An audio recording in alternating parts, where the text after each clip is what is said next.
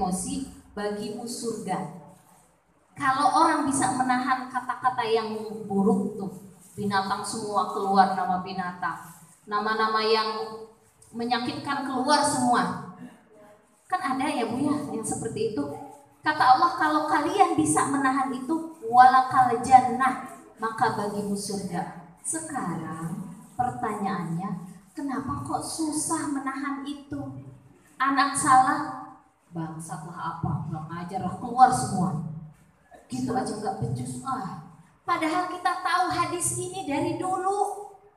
Padahal kita tahu bahwa Rasulullah itu sangat lembut, penyayang. Ibu Rasulullah itu tidak pernah mengatakan begini. Ketika pembantunya salah nih. Mungkin kalau kita pengennya nasi goreng, kok dia bikinnya nasi liwet gitu. Kita lagi pengen nasi goreng banget, dibikinin nasi liwet. Itu Rasulullah kalau pembantunya salah, dia nggak pernah bilang begini, kenapa sih kamu ngelakuin ini? Tidak pernah bilang kenapa sih kamu. Kalau kita kerjaannya tiap hari ya Bu, ke anak kita, ke suami kita, kenapa sih kamu? Kenapa sih kamu? Itu Rasulullah nggak pernah Bu bilang kenapa sih. Kenapa sihnya marah gitu, bukan bertanya. Beda lagi kalau bertanya. Kenapa orang ini melakukan perbuatan ini, beda ya dengan kenapa sih kamu melakukan itu? Aku kan udah bilang gitu. Rasulullah itu tidak pernah mengatakan begitu Bu. Jadi Rasulullah punya ilmu diamalkan. Kenapa beliau mampu mengamalkan? Karena dia dapat pertolongan Allah Subhanahu wa ta'ala. Kalau kita punya ilmunya nih sekarang, tapi kalau kita nggak minta pertolongan Allah, ilmu yang kita dapat ini begitu aja lewat, kayak nggak ada isinya, nggak ada ruhnya gitu. Banyak ilmunya mah, tapi akhlaknya nggak robah-robah. Sholatnya mah rajin, puasanya rajin, akhlaknya nggak robah. Berarti ada apa? Ada yang salah pada diri kita. Nggak bermanfaat ilmu kita. Si Allah pintar, tapi kok gitu ya? Gitu. Nggak manfaat ilmunya, nggak ditolong sama Allah. Jadi pertolongan Allah itu penting dalam kehidupan kita. Makanya kita ada doanya, Allahumma inna nas'alukal huda. Ya Allah, berikan aku petunjuk. Petunjuk itu pertama, pintunya adalah ilmu. Datang ke kajian.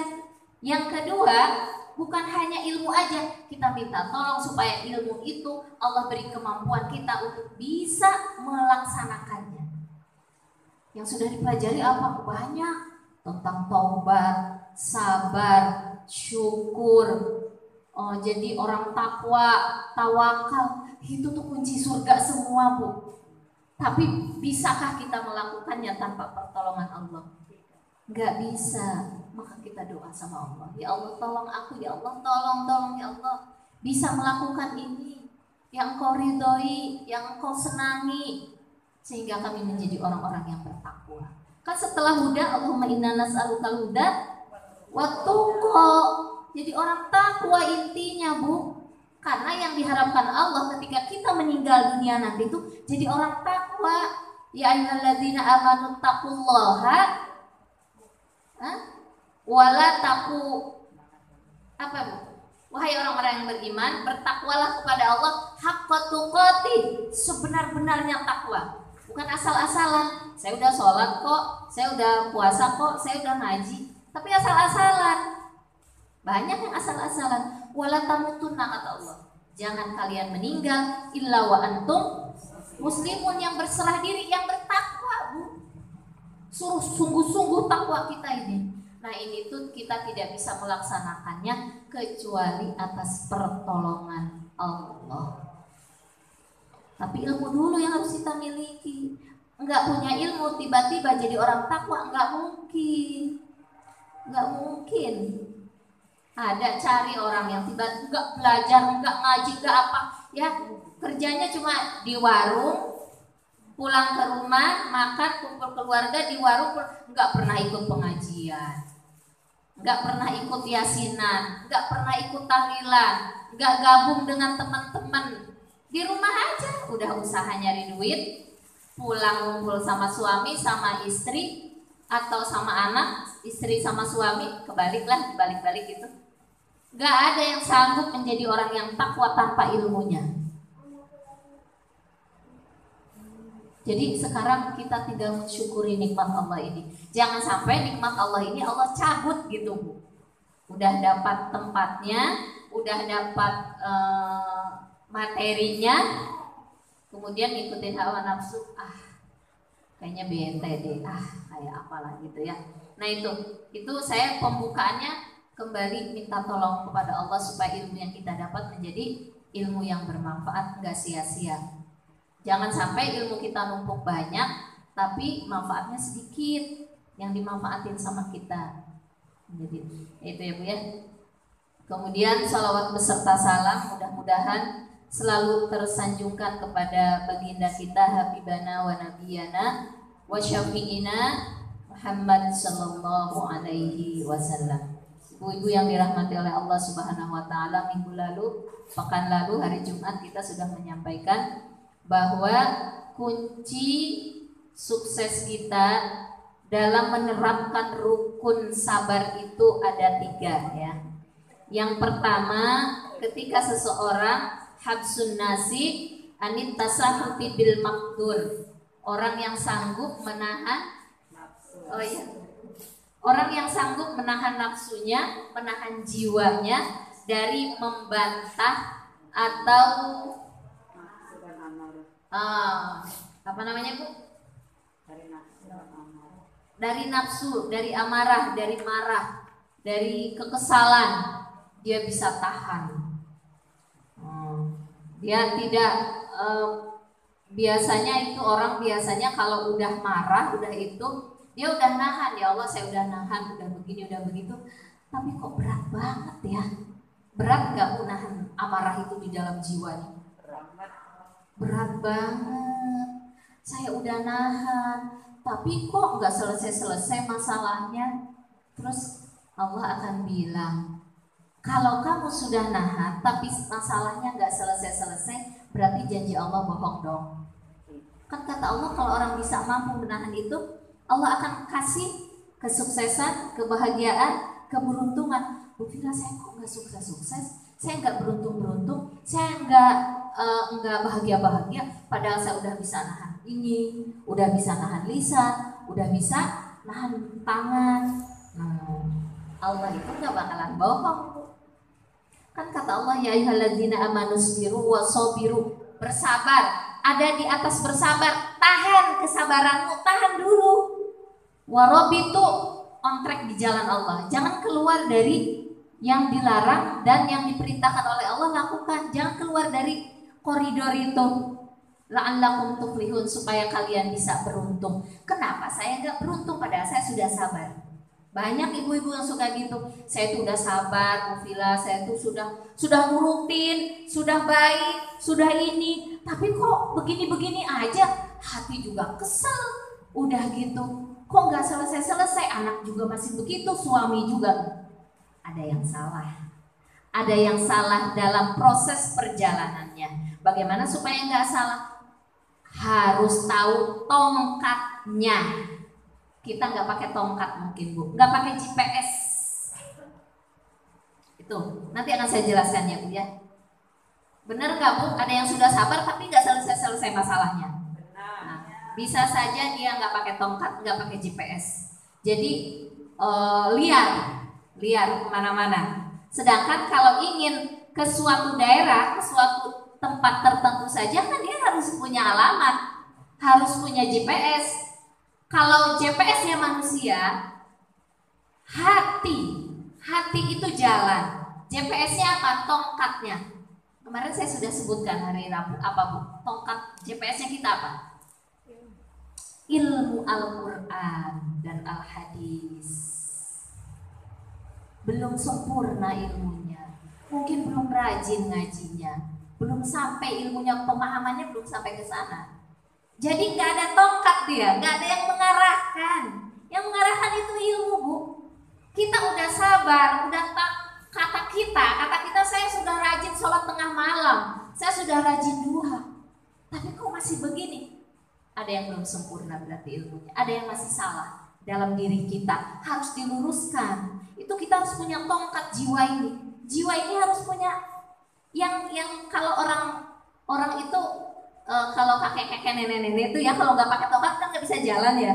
Nah kita itu begitu Bu, harus punya tongkat kehidupan, ilmu Al-Quran.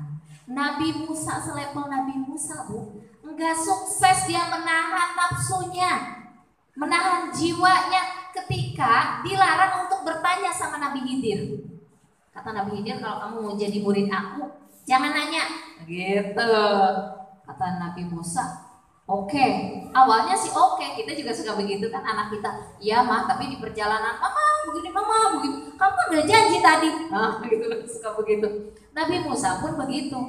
Seperti anak kecil. Kenapa? Anak kecil wajar nggak punya ilmunya. Nabi Musa kenapa nggak sukses? Bertanya lagi sampai 3 kali. Sampai dia dikeluarkan jadi muridnya Nabi Khidir. Karena nggak punya ilmunya dalam hal ini. Itu bukan ilmu maksiat Nabi Musa itu. Cuma ingin punya ilmu yang lebih dalam, lebih tinggi lagi. Bukan hanya yang dipandang mata. Nabi Musa itu ingin punya ilmu seperti Nabi Khidir yang kasat mata, yang tidak bisa dilihat oleh mata. Nabi Khidir itu sudah bisa melihat Bu. Si Anu nanti kalau udah umur sekian tahun bakal jadi Anu. Nabi Khidir itu sudah tahu. Si Anu ini bakal jadi orang bergajul, dia udah tahu. Si Anu bakal jadi orang sukses, dia sudah tahu. Si Anu bakal jadi orang kaya, dia sudah tahu. Dia punya ilmu metafisik, artinya hatinya sudah bercahaya, tidak ada lagi ada hijab antara dirinya dengan Allah Subhanahu wa taala. Apa yang terjadi di hadapan dia sudah tahu. Itu anugerah dari Allah. Sedangkan Nabi Musa belum tahu. Ilmu yang lebih dalam tadi Nabi Musa belum tahu. Tapi dia termasuk golongan Nabi tetap Bu. Jadi kadar keimanannya lebih tinggi daripada manusia biasa. Tapi ternyata Nabi Khidir lebih tinggi lagi. Ketika ditantang oleh Allah, "Hai Musa, ada yang lebih pintar dari kamu," kata Allah. Siapa? Nabi Khidir. Maka Nabi Musa merasa penasaran kan? Siapa dia? Oh, dia merasa dirinya kayaknya udah deket sama Allah gitu. Ternyata kok ada yang lebih hebat dari saya pengen belajar ke dia. Biar saya pun bisa selevel dengan dia. Ditantanglah kata Allah, silakan datang ke Nabi Khidir. Ini pelajaran buat kita Bu. Jadi emang ada ilmu-ilmu yang di atas ilmu kita. Ilmu yang mau membaca itu pasti bisa ada. Nanti akan kita tentang kesabaran ini apa ya? Ininya ya Bu ya? Ininya. Oh ya. Bismillahirrahmanirrahim. Kita terusin ya Bu ya tadi. Kunci rukun sabar itu ada 3. Yang satu menahan jiwa dari nafsu. Yang kedua habsul lisan anis syakwa, menahan lisan dari berkata-kata yang mengeluh, nggak suka gitu. Jadi kalau ada suami datang tiba-tiba bajunya bau asam dan sebagainya ya, kita nggak langsung ngeluh, abang kenapa sih gini, oh ngeluh. Jadi suami itu ya yang harus jaga kebersihan kayak gimana sih? Udah mulut ini suami datang bukannya kita ada rasa kasihan, dia capek ya, bau-bau dikit ya wajar, namanya orang udah kerja ya. Bu Vila, iya kalau kerjanya kantoran, ini kerjanya gali tanah. Nah ya Allah Bu, masih syukuri yang Allah berikan sama kita, walaupun dia gali tanah, badannya kotor, coklat-coklat, belum lagi bau keringatnya kayak apa, apalah gitu ya. Ibu tahan lisan kita harus sabar menghadapi siapapun. Mau anak kita juga, kadang-kadang anak kan keluar dari, dia habis mancing, bukan mancing ya, korek-korek ikan di, anak saya tuh suka banget tuh sama teman-temannya di mana? Di got, ya Allah diselokan. Ada kan gitu langsung. Kita suka bilang, kamu dari mana? Langsung dibuka, dipisahin ke ember ya. Kan gitu yang enaknya. Enggak mulut tuh langsung, kamu nih anak apa sih? Nggak tahu diri udah diajarin kebersihan. Jangan gitu Bu. Ini mah kita banget ya Bu ya. Banget. Nah orang sabar itu bisa menahan lisannya Bu. Ganti kata-kata yang indah. Nah itu. Atau ngeluh, ya Allah, kenapa ya aku dihadirkan nih anak kayak gini banget. Kayaknya kita nggak begini deh. Oh ribut deh sama suami. Kayak kamu kali katanya. Nanti suaminya apaan? Enggak, kita enggak. Nenek kita kali disalahin neneknya. Kayak kakek kita kali gitu-gitu. Oh, udah semuanya disalahin. Udah tahan lisan kita. Perbaiki aja diri kita. Insya Allah Allah akan memperbaiki anak-anak kita. Perbaiki diri kita, insya Allah Allah akan memperbaiki suami kita. Perbaiki dulu diri kita. Jangan menuntut orang lain untuk lebih baik dulu. Nulisan tuh nggak disekolahin ya, nggak dijaga ya, marah-marah sama orang, sama suami kita. Lisan kita dulu yang dirubah. Cara ngomong kita dulu yang dirubah. Cara tangan kita dulu yang dirubah. Cara pandang kita dulu yang dirubah. Maka Allah akan merubah yang lain. Jadi kesalahan kita biasanya kita tuh pengen orang lain dulu yang berubah. Saya pengen suami saya tuh begini. Oh panjang berderet. Sedangkan dia nggak melihat dirinya. Emang dirinya lebih baik kalau dilihat oleh orang. Dia emang dalam posisi yang benar. Pasangannya dalam posisi yang salah. Tapi Allah menginginkan yang terbaik adalah kita memulai dari diri kita sendiri. Innallaha la yughayyiru ma biqaumin hatta yughayyiru ma bi anfusihim. Allah tidak akan merubah satu kaum. Allah tidak akan merubah orang lain. Anak kita, suami kita, kalau kita ya kita nuntut nih pengen ini baik gitu. Kecuali engkau merubah dirimu sendiri. Tapi Bu Fira saya sudah sabar, sudah baik, sudah berubah, ibadah juga lebih dekat kepada Allah. Sudah memperbaiki diri lah ya Bu. Kalau kita sudah memperbaiki diri, pasti ada perubahan pada diri kita. Bisa saja suaminya nggak berubah, anaknya nggak berubah, tapi hati kita yang berubah, menjadi lapang, menjadi tenang, menjadi memberikan nanti lama-lama akan ada perubahan Bu buat orang sekitarnya. Bertahan aja dalam kesabaran.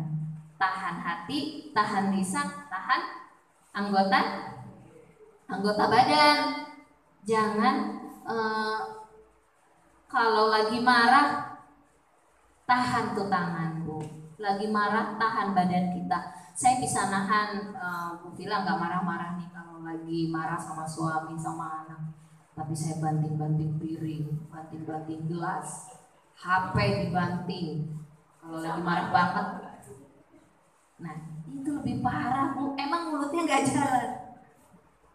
Ini mah saya banget kalau lagi marah cuci piring kenceng Bu itu ya Allah astagfirullah. Masih kenceng cuci piringnya. Tapi sudah nggak banting. Marah juga udah enggak. Cuma kalau lagi nyuci piring agak kenceng. Tapi sebentar. Karena kita kan udah tahu ilmunya. Kalau udah tahu ilmunya, itu si nafsu mungkin akan muncul. Tapi kita bisa tahan lagi, kita bisa lawan lagi. Nanti kan sebentar juga baikan lagi, benar gak Bu? Dan Masya Allah, saya malu dengan diri saya sendiri sebetulnya. Saya malu sama Allah. Belum sempurna memperbaiki, tapi lagi berusaha. Jadi kenapa saya sampaikan bukan berarti saya paling benar di sini Bu, enggak. Berusaha banget gitu, terus berusaha. Ini pelajaran buat saya. Jadi kalau kita bisa menahan yang 3 tadi Bu, sabar, rukun sabar itu tadi bisa nahan nafsu, nahan jiwa di dalam hati. Kemudian kalau di langkah pertama sudah sukses, insya Allah di langkah kedua kita akan sukses. Kan tadinya di sini dulu, baru keluar kan? Nggak mungkin keluar di sininya bagus, nggak mungkin. Kalau di dalam kitab Al-Hikam, Ibnu Athaillah mengatakan, kalau air yang keluar dari teko itu hasil dari apa yang ada di dalam teko tersebut. Artinya omongan seseorang, kata-kata, sikap, perilaku itu karena datangnya dari hatinya. Jadi ada ibu-ibu yang membuat statement begini, saya mah hatinya membaik Bu, tapi emang kadang-kadang ngomongnya suka kasar. Emang ada yang begitu Bu? Nggak ada. Jadi kalau ada orang ngomong kayak gitu tuh modus, biar dia nggak dicap buruk, biar dia dicap hatinya baik. Jadi kalau masih di mulut kita itu buruk, itu menandakan hatinya buruk. Enggak mungkin apa yang ada di dalamnya air susu, bening, keluar air kopi, nggak mungkin. Begitu, ya Bu ya. Jadi kunci 3 ini kunci kesuksesan. Pertama dari hati, kedua lisan, ketiga badan bisa menjaga diri dari hal-hal yang menyakiti orang lain, mau menyakiti anak atau suami dan sebagainya.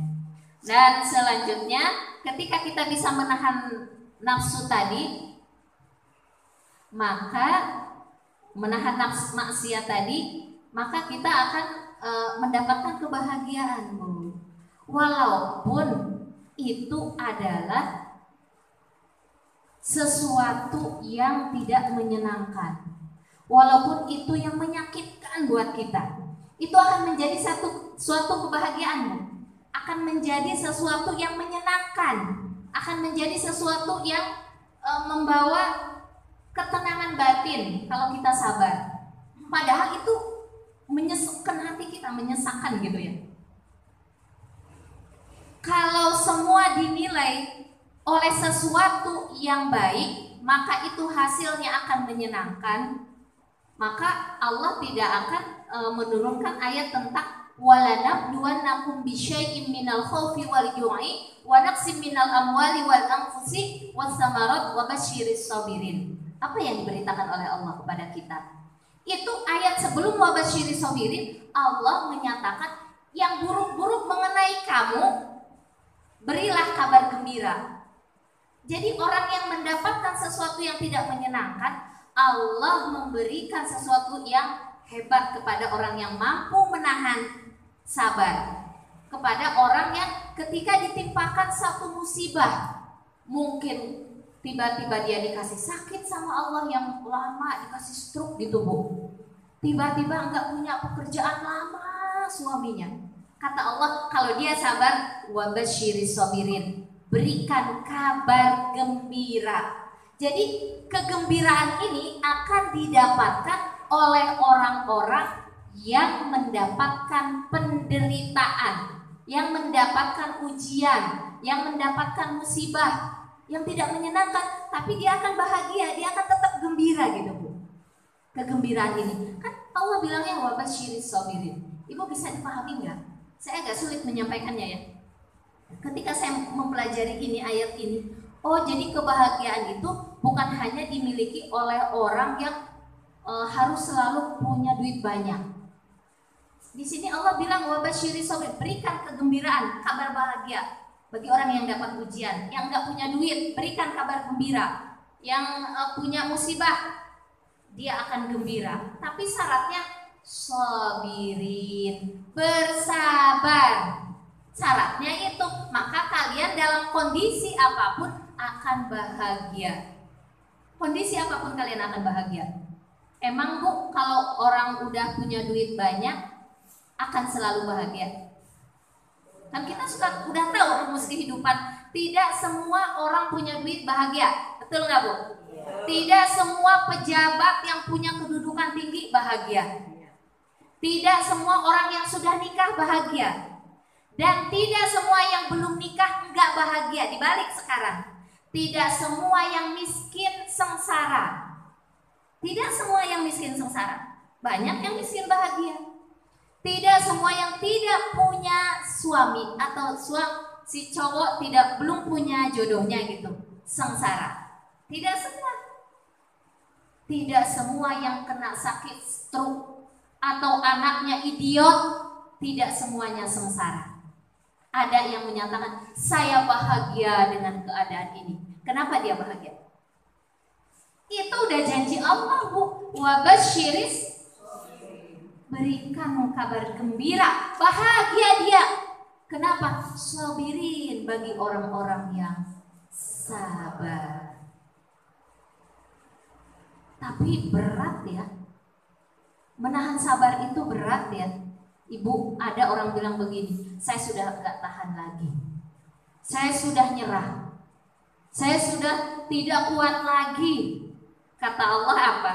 Dijawab lagi oleh Allah. Yang tadi Allah ngasih kabar gembira bagi orang yang kelihatannya di bawah gitu. belum nikah lah, nggak punya kerjaan lah, mungkin dalam kondisi miskin lah dan sebagainya. Kata Allah, kamu bisa gembira, sabar aja. Sekarang ada orang yang bilang begini, putus asa, saya udah nggak kuat nih, aduh berat banget masalah saya ini, saya udah nggak tahan, pokoknya saya mau begini, pokoknya saya mau begitu. Karena udah nggak tahan, dititipkan oleh orang lain, oleh Allah rizki yang sedikit, dia curang. Karena enggak, kenapa kamu melakukan ini? Karena saya lagi butuh. Kalau enggak begini saya enggak bisa. Kenapa sih kamu kerja di situ? Itu kan haram. Saya enggak bisa kalau enggak kerja di situ. Kata Allah, la yukallifullahu nafsan. Itu di Quran surat Al-Baqarah ayat terakhir. Kenapa kita dibaca terus, Bu? Dibaca terus sama habis tahlilan, habis sholat, kita zikir itu. Allah ingin menyatakan, ketika engkau dikasih ujian kekurangan rizki, aku tuh tidak memberikan di luar kemampuan kamu. Allah, mungkin anak juga kurang EQ-nya dan sebagainya. Aku tahu ukuran kamu. Aku tahu, kata Allah, aku tidak akan melebihi dosis yang kamu miliki. Jadi kalau ada orang mengatakan saya sudah nggak kuat, saya sudah nggak tahan, saya sudah nggak bisa lagi, ini yang berbicara adalah nafsu dia. Nggak bisa nahan jiwa, nggak bisa nahan lisan, nggak bisa nahan badan. Apa yang akan terjadi bagi orang yang mengeluh seperti ini? Nggak bahagia hidupnya, selalu menuntut, saya nggak sanggup, saya nggak kuat. Itu kan artinya apa? Sesuatu yang menyiksa dia kan, menyengsarakan dia. Benar nggak, Bu? Benar nggak kata-kata saya? Saya suka berpikir, ya juga ya. Kalau kita bilang, saya udah nggak tahan deh punya anak seperti kamu, itu kan bukan bahagia yang akan kita dapat. Udah dikasih anugerah anak, malah sengsara. Harus dihadapi dengan sabar. Kalau sabar, Bu, saya contohkan. Kalau sabar itu namanya musibah, ujian akan menjadi nikmat. Saya contohkan. Ini mah pengalaman hidup saya. Ketika saya di posisi enak gitu. Di posisi, mungkin pernah ya cerita tadi dulu. Pernah kerja di satu perusahaan, tiap hari ngitungin duit ya, Bu ya. Saya juga begitu, Bu. Per bulan berkecukupan, belum lagi bonus, belum lagi supplier hadiah ini, hadiah itu, hadiah bertubi-tubi, tiba-tiba jobless hilang. Apa yang terjadi, Bu? Ya Allah, awalnya begitu, karena belum ngaji. Ya Allah, ya Allah. Kemudian diajak ngajilah sama suami saya. Apa yang terjadi, Bu?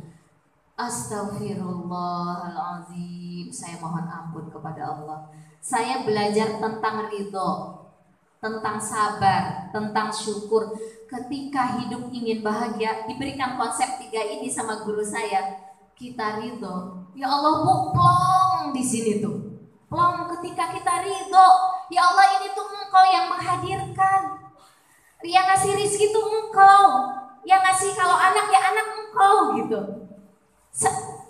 Kata guru saya begini, kalau ingin berubah, jadilah orang yang bertakwa. Kalau ingin diperbaiki ekonominya, hubungan dengan orang itu banyak ya, Bu ya. Dengan teman pekerjaan, dengan suami, dengan anak, dengan tetangga, dengan teman-teman di pengajian gitu, kita ada masalah. Perbaiki aja hubungan dengan Allah. Dekati Allah, nanti Allah yang akan memperbaiki. Dari situ saya jungkir balik, Bu. Ya Allah, benar. Saya perbaiki hubungan dengan Allah. Kemudian saya ridho dengan apa yang dihadirkan oleh Allah. Apa yang terjadi, Bu? Di mulut ini bukan ya Allah kayak gitu, Bu. Sekarang alhamdulillah, ya Allah, dicari hikmahnya. Ya Allah, ternyata iya. Saya sama suami berdua diskusi. Di situ kita saling merekatkan kembali. Yang tadinya bingung, yang tadinya mau kemana, yang tadinya harus bagaimana. Masya Allah, indah Ibu. Kenapa? Karena kita bisa menahan nafsu ini, bisa menahan lisan ini dari keluh kesah, bisa menahan tangan ini dari berbuat hal-hal yang dilarang oleh Allah, maksiat kepada Allah. Tapi saya mungkin Bu akan terus terjerumus dalam kesesatan, tidak bahagia, keluh kesah kalau saya tidak memiliki ilmunya. Benar Bu, ilmu itu adalah keyakinan. Ilmu adalah keyakinan. Semakin orang mampu punya ilmunya, maka orang itu akan mampu mengatasi hidupnya. Dan dia akan selalu bersyukur. Akan selalu, kalau orang itu ridho, syukur, ridho, sabar. Istighfar ya Bu ya, mohon ampun. Itu Masya Allah Bu. Kalau kita ini, ibu-ibu di sini tidak punya masalah hidup ya? Punya nggak Bu? Punya. Ibu mau bahagia? Ini terangkan.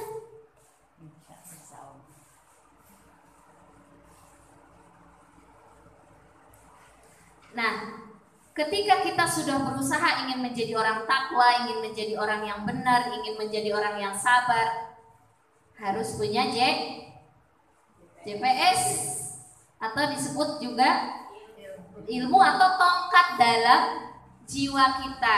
Jiwa kita itu Bu perlu mata. Jiwa ini tidak akan bisa berjalan kalau dia tidak dikasih tongkat atau dikasih mata. Seperti badan kita. Kita Ibu kalau orang buta itu kan tidak bebas ya berjalan kemana-mana. Kenapa? Karena nggak punya mata. Maka suka disebut manusia itu punya mata batin. Suka begitu ya. Manusia itu punya mata batin. Bagaimana supaya matanya ini jelas, jernih, cekas lah kalau menurut kita mah ya. Sebab kalau mobil juga Bu, kan mobil punya mata. Itu kacanya matanya mobil ya. Itu mobil kalau nggak dicuci berbulan-bulan, habis dari gunung, habis dari luar Jawa, kemudian kacanya nggak pernah dibersihkan, itu mau ke BBS kacanya penuh dengan tanah, bisa nyampe nggak Bu? Kenapa? Nggak kelihatan karena mata mobilnya kotor. Kita nggak bisa menjalani hidup kita kalau mata batin kita kotor, nggak tahu, bodoh begitu Bu. Cara membersihkan mata batin adalah dengan bertaubat. Cara membersihkannya. Kemudian tongkat untuk menuntun kita mau berjalan kemana aja supaya sampai JPS-nya adalah ilmu. Jadi ini dua Bu. Satu, bersihkan jiwa dengan bertaubat. Istighfar yang banyak, taubat yang banyak kepada Allah. Bangun tengah malam. Taubat yang paling indah itu di tengah malam Bu. Yang paling indah. Di waktu mana aja bisa. Cuma yang paling indah pengalaman saya itu tengah malam. Kita di situ bisa menumpahkan seluruh bahwa diri kita ini rendah, diri kita ini lemah, nggak bisa apa-apa. Ketika kita ingin mengagungkan Allah, Allah Maha Besar, karena kita ini tidak ada apa-apanya, kecil ya, butuh kita sama Allah. Kemudian akan ada rasa cinta kepada Allah. Disitulah kita akan bersujud simpuh, memohon ampun kepada Allah yang Maha Pengasih, Maha Penyayang. Allah Maha Baik Ibu. Allah mengelus-ngelus kepala kita, badan kita, semua yang akan menempel pada diri kita, kejadian-kejadian yang terjadi pada kehidupan kita, Allah itu akan menuntun kalau kita mau sering bertobat kepada Allah. Jadi nggak bisa hanya istighfar doang. Istighfar mah astagfirullah. Apalagi kalau istighfarnya cuma di mulut saja, nggak berefek. Itu mata batinnya apa sih, cara membersihkannya itu kurang efektif gitu. Mungkin sekilas doang istilahnya begitu. Tapi kalau kita bertaubat, benar-benar dibersihkan dengan sebersih-bersihnya. Dan bertobat itu berapa lama gitu ya untuk membersihkan batin kita. Kita kalau mandi sehari 2 kali. Kalau sebetulnya kalau saya di dalam ilmu thariqah itu, dalam ilmu tasawuf kita itu minimal seminggu 2 kali. Jadi si jiwa ini Bu perlu mandi, perlu dibersihin. Dengan apa tadi? Dengan pertaubatan. Sehingga kalau kita sudah bertaubat, nggak cukup hanya bertaubat saja. Kita itu harus punya ilmunya, tahu mana yang Allah sukai, mana yang Allah nggak sukai. Seperti begini, kita udah rajin di tengah malam bertobat gitu ya, bertahajudlah, kemudian bersimpuh di hadapan Allah, tapi kita nggak belajar. Apakah kita akan tahu Bu bagaimana cara sholat yang khusyuk? Kita sholat aja nggak tahu kalau lagi doa iftiros itu ada doa yang 8 doa komplit yang akan luar biasa itu buat kehidupan kita. Kita nggak tahu, kemudian kita nggak ngerti apa sih itu Allahu Akbar kabiro walhamdulillahi katsiro maksudnya apa, nggak belajar gitu. Cuma tahu aja, bangun tengah malam taubat, ya Allah ampuni dosaku ya Allah. Akhirnya apa yang terjadi? Karena dia nggak punya tongkatnya, kita itu selain punya mata batin yang jernih, harus punya tongkat. Karena apa? Dia tongkat itu yang akan ngasih tahu. Kalau sholat itu bacaannya Allahu Akbar kabiro iftitah. Kemudian baca surat Al-Fatihah. Kita kaji itu surat Al-Fatihah. Oh ya Allah, dulu sebelum kita mengkaji surat Al-Fatihah, kita itu kalau sholat ya asal aja baca, udah kayak apa ya Bu, orang lomba lari gitu ya. Tapi setelah mampu memahami pembacaan surat Al-Fatihah tadi, alhamdulillahirabbil alamin, di situ kita sedang memuji Allah. Apa kata Allah? Hamidani abdi, hambaku sedang memuji aku. Allah bangga, Allah senang, Allah cinta sama kita Bu. Ketika kita mengucapkan alhamdulillahirabbil alamin, ditambah lagi, padahal kita udah muji ya. Ar-Rahmanir-Rahim, apa kata Allah? Asna abdi, hambaku sedang memuji juga, memuji dengan pujian yang lebih tinggi. Yang ketiga, Ar-Rahmanir-Rahim, Malik Yaumiddin, majjadani abdi, hambaku sedang mengagungkanku. Apa yang akan diberikan oleh Allah ketika 3 hal ini kita lakukan? Iyyaka na'budu wa iya, kata Allah, si hamba mengatakan, ya Allah saya hanya beribadah kepadamu ya Allah, bukan kepada yang lain, enggak pada suami, enggak pada pekerjaan, tapi hamba hanyalah seorang makhluk rendah di hadapanmu. Hamba ini berserah diri kepadamu. Iyyaka na'budu, kan itu ilmunya Bu, iyyaka na'budu. Jadi hamba. Makanya kita harus punya mental budak di hadapan Allah. Supaya apa? Kalau budak itu biasanya nurut. Kenapa kita tuh susah kalau disuruh sholat tepat waktu? Karena belum punya mental budak, belum jadi hamba yang sesungguhnya. Oh Bu bilang, dulu sebelum saya belajar, emang sekarang setelah belajar saya benar-benar berserah diri. Itu kan kalau udah belajar tahu apa yang akan diberikan oleh Allah. Wa iyyaka nasta'in, dan hamba memohon pertolongan. Kata Allah apa yang akan diberikan? Aku dan hambaku itu tidak ada pemisah. Apa yang dia minta aku akan kasih. Kan begitu. Di situ Bu, kalau kita punya ilmunya, itu menurut kemarin para guru-guru saya, sholat lagi ilmunya, dia memiliki bertambah ilmunya ketika sholat, bertambah imajinasinya untuk lebih dekat lagi kepada Allah. Imajinasi itu pikiran-pikiran.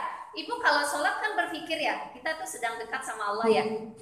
Jadi semakin orang memiliki ilmu tentang sholat, maka dia imajinasinya akan semakin berkembang kepada Allah. Imajinasinya akan lebih maju lagi untuk mendekati Allah. Karena punya ilmunya tadi. Majjadani abdi, hamidani abdi. Kemudian kita, ya Allah, ini hambamu ini lemah, hambamu ini. Jadi kalau orang yang memiliki ilmunya ketika di dalam satu pekerjaan, dia tidak akan terburu-buru Karena dia akan memaknai setiap gerakan, setiap langkah, setiap sikap yang dia lakukan. Kalau orang berilmu tidak terburu-buru. Ini nyindir saya kadang-kadang suka terburu-buru banget, apa aja gitu. Makanya kalau orang berilmu itu benar Bu. Kemarin saya kan ini telat datang di kajian malam-malam karena saya sholat dulu, ngurus anak dulu, jam 10 baru mulai pengajian. Saya bisa gabung jam setengah 11 malam, hampir jam 11, udah telat 40 menit. Saya masuk aja gitu. Ketika sang guru sedang menerangkan satu masalah, ada konsultan dari teman saya. Konsultan itu sama, masalahnya hampir sama dengan saya. Ketika dia sudah selesai, saya kan nggak tahu dari awal ya. Ini pelajaran kok, orang itu harus ngerti gitu, jangan terburu-buru. Saya langsung aja nyelonong. Saya malu deh. Setelah selesai saya pikir, ya Allah, saya malu banget. Tapi nggak apa-apa, itu pelajaran dari Allah. Bahwa kita itu harus, itulah intinya, nggak boleh pengen cepat-cepat gitu ya. Jadi kaji dulu keadaannya seperti apa. Itu saya langsung aja ngomong, itu Akang itu masalahnya tuh hampir sama dengan saya. Gimana Kang? Terus kata saya, namanya Zoom juga kadang-kadang kurang jelas ya. Terus kata Akangnya, Mbak Pipil mau bertanya katanya. Iya, saya bilang, hampir sama sih masalahnya dengan ini, saya bilang gitu. Selesailah Bu ya, dijawab pertanyaan-pertanyaan saya semua, konsultasi saya, tanggapan saya dijawab. Setelah selesai, saya lihat yang bertanya itu udah ada runtutannya. Nggak boleh. Karena saya merasa sama gitu kan. Biar cepet gitu dijawabnya. Biar cepet dijawabnya. Setelah selesai, astagfirullahaladzim. Di situ udah runtut si Anu dulu, si Anu yang dulu daftar. Si Anu. Aduh, ini bagaimana cara memperbaikinya? Saya mohon sama Allah. Tapi beliau berkata begini, ketika kita melakukan kesalahan, kadang kan suka ada rasa bersalah. Rasa itu adanya di dalam hati kita, yang menanamkan rasa penyesalan, rasa bersalah, rasa menjadi sesuatu yang menyakitkan di hati kita. Itu kan rasa ya Bu ya. Ketika seseorang merasa itu sudah diangkat oleh Allah, maka akan timbul ketenangan. Jadi mohon, kalau kita ada sesuatu unek-unek, sesuatu yang menyakitkan di hati kita, satu pengalaman hidup waktu kecil atau waktu remaja atau waktu muda gitu, ingat sih ingat, tapi ada yang bisa meninggalkan perasaan itu, ada yang tidak bisa kan ya. Sehingga kalau orang tidak bisa meninggalkan perasaan itu akan membebani, akan menjadikan satu duri di dalam dada kita. Kalau rasa itu tidak hilang. Jadi ada ingatan, ada rasa. Kalau rasa ini Allah yang mengangkat. Kalau ingatan kita pasti akan ingat terus. Contoh, kita punya masa lalu ya Bu ya. Kita pernah punya pasangan dulu, pacaran lah apa gimana. Kemudian tiba-tiba si pasangan itu menyakitkan kita. Kemudian setelah kita dewasa, masing-masing udah berkeluarga. Ketika kita ketemu, masih ingat nggak Bu sama pacar tadi? Masih. Perasaan kecewa, benci masih ada nggak? Nggak ada Bu. Nggak ada. Yang ada ingat. Yang ada ingat, kita masih senyum sama dia, benar nggak Bu? Siapa yang mengangkat rasa itu? Allah. Tapi ada sebagian orang ketika disakiti oleh saudaranya, dia belum bisa memaafkan, masih bercokol di dalam dadanya, masih bercokol di dalam hatinya tuh sakit hati. Apalagi ingatannya. Ingatan itu nggak bakalan hilang Bu. Yang hilang itu rasa. Jadi bagaimana supaya kita kembali baik sama saudara kita atau sama siapa aja? Maka mohon sama Allah. Karena yang bisa mengangkat rasa itu adalah Allah Subhanahu wa Ta'ala. Saya kemarin itu begitu. Ya Allah, angkat ini perasaan gak enak, apa ya, mikir terus, saya besok harus memperbaiki diri. Caranya gimana? Jangan buru-buru. Jadi lihat dulu kondisinya gitu. Masya Allah Bu. Ya itu harus sabar ya Bu ya, itu tadi tuh gak sabar. Ya, kemudian kalau bersabar itu kadang kita suka bilang begini Bu.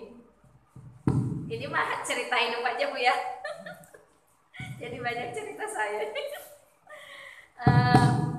Begini Bu, kadang-kadang kita suka bilang begini, saya sudah serahkan sama Allah. Ih berat banget ya ini masalah. Udah kamu tawakal aja. Iya saya sudah tawakal sama Allah. Saya udah begini, udah yang tadi saya bilang. Tapi kok kenapa ya nggak hilang-hilang ya? Kenapa ya masih berat-berat? Itu kenapa itu jangan menyalahkan Allah. Satu, jangan menyalahkan Allah. Kita konsep tawakal di mulutnya sudah benar. Cuma prosesnya, caranya yang belum benar. Jadi kalau kita sudah bilang, ya Allah saya serahkan deh sama Allah, tapi kok belum plong ya? Berarti masih ada yang belum ketemu ilmunya. Kalau udah ada tongkatnya, kalau udah mata batinnya bagus mah Bu, beres semuanya. Atau mata batin kita masih kotor. Ya Allah gimana? Oh saya harus memperbanyak lagi taubat. Saya harus banyak lagi istighfar. Mungkin sehari tadinya 500, maka suka ada ulama mengatakan kamu harus dawamkan ini sekian ribu kali, kan begitu kalau lagi ada masalah. Itu tuh supaya hati itu bergantung kepada Allah. Jadi kalau hanya di mulut saja, hatinya nggak diperbaiki, juga nggak bakalan ada efek Bu. Efeknya sedikit. Alhamdulillah saya sudah mendawamkan ini sekian ribu kali pagi, ini sekian ribu siang, ini sekian ribu malam. Ini mah terus terang ada Bu. Tapi saya nggak menyebutkan nama. Untuk apa nama ya? Yang penting kan kejadian. Yang sama lah, bisa ambil ibroh gitu. Ya itu mungkin karena hanya di mulut saja. Subhanallah, subhanallah, kata kiai 1000 kali, di tasbih itu benar-benar dihitung 1000 kali. Subhanallah, subhanallah, subhanallah, subhanallah, subhanallah. Enggak menancap di dalam hati, batinnya enggak bersih. Ditempelkan itu subhanallah 10.000 kali, mantul terus karena batinnya kok. Yang pertama, kalau kita ada masalah, mohon ampun dulu kepada Allah, istighfar, mohon ampun. Mungkin itu ada kesalahan diri kita, atau emang batin kita ini, hati kita ini dosa. Titik hitamnya itu penuh Bu. Kalau ada kertas Bu, hati kita itu seperti ini nih, seperti kertas. Satu dosa maka akan jadi satu titik. Satu dosa, satu titik, dua dosa, dua titik, tiga dosa, tiga titik. Terus kalau ribuan dosa, itu kertas yang putih gimana enggak penuh kan? Hitam kan? Jadi ketika hati kita akan ditembus oleh subhanallah, akan ditembus oleh alhamdulillah, akan ditembus oleh istighfar, itu enggak tembus-tembus. Kenapa? Hatinya kotor. Harus banyak bertaubat. Dan istighfarnya bukan hanya di mulut. Jadi kalau ketika beristighfar itu akui kesalahan kita, akui kelemahan kita. Kita ini rendah di hadapan Allah, nggak bisa apa-apa, nggak punya apa-apa. Jangan bawa-bawa kemewahan, kekuasaan di dalam hati ini tuh Bu. Kemewahan, kekuasaan, kepintaran, semua yang kita miliki itu milik Allah. Jadi rendahkan diri kita serendah-rendahnya di hadapan Allah.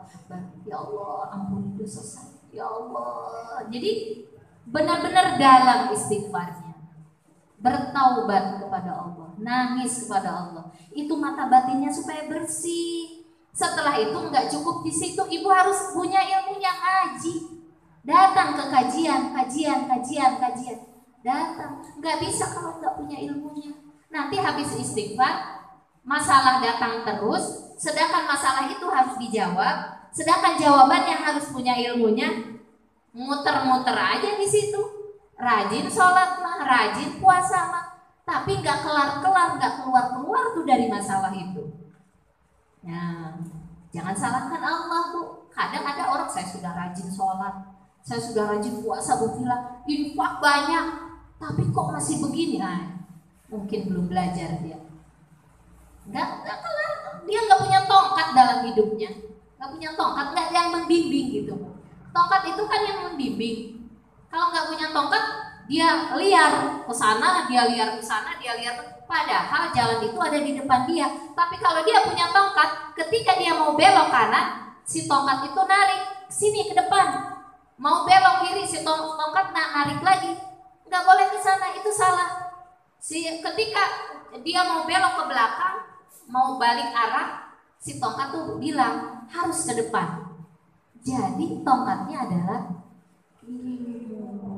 Nah, di situ aja ya Bu ya.